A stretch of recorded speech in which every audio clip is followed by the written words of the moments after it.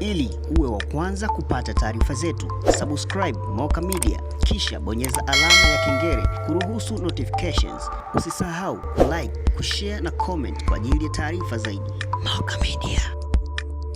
Mimi kwa majina leo mnifahamu jina langu. Mimi kwa majina naitwa Inspector Pendo Meshurie. Ni mkuu wa dawati la jinsia na watoto wilaya ya Morogoro.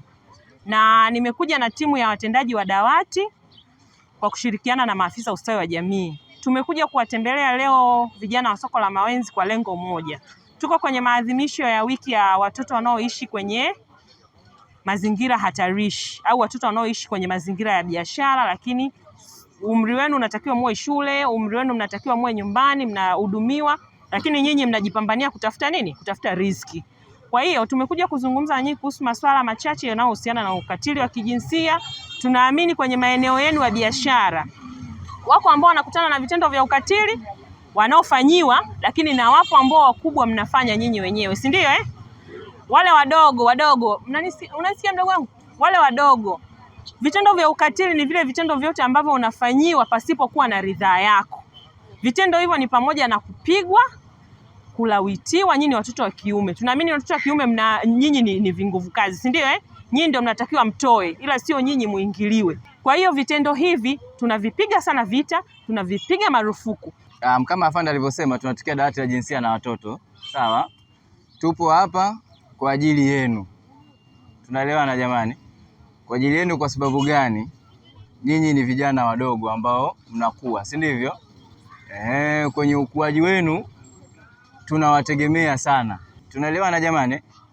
Yani nyinyi mnatakiwa muwe kigezo chema hapa sehemu hii ya sokoni. Sawa? Hizi issue za kuingiliwa kinyume na maumbile zipo nyingi sana. Hatuwezi kutaja majina, lakini wapo ambao wenzenu wanafanywa hayo mambo. Sawa? Kuna mwenzenu mmoja hapa soko hili alishakufanyiwa hivyo vitu. Sio, tunaelewana? Kwa hiyo tunavyosema au tunapokuja kuongea tuna uhakika na vile ambavyo vinatokea, na wanaowafanyia inawezekana ni wakubwa kuwazidi nyinyi.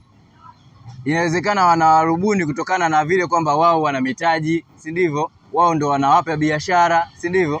Anapokupa wewe biashara, basi iwe kwenye biashara tu, asikulazimishe kufanya kitu kingine chochote. Wote hapo mliokopo wengi ni wanaume, si ndivyo? Kama ni wanaume, basi mnatakiwa mjilinde. Wewe leo ukileft group ujue haurudi tena kwenye group, si ndivyo jamani? Ukiondoka leo kwenye uvulana au kwenye wanaume hauwezi kurudi tena. Kwa hiyo lazima ukubali kwamba mtu yoyote anapotaka kufanya jambo lolote ambalo si sahihi kwako wewe, usikubali.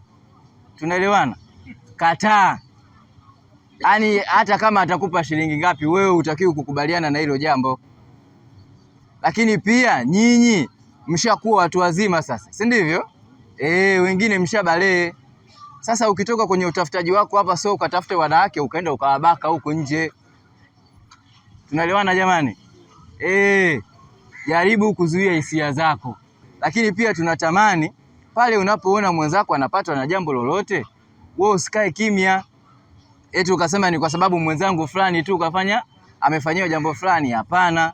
Hapa sokoni kuna viongozi, si ndivyo? Kama unaona kituoni ni mbali, nenda kwa viongozi. Naitwa Zalani Hamisi, natokea soko la Mawenzi. Nimemsikiliza afande Sele. Mimi siwezi nikawashoga na kaza yote aliyosema, mimi nimemuelewa na mimi nitaulinda utu wangu. Sio natokea mtu huko anakuja hapa na hela zake anatulagai, anataka kuduvua utu wetu. Mimi nitakaza kama mwanaume lijali bro.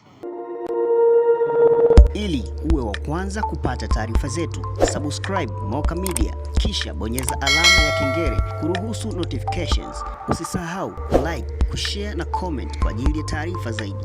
Moka Media.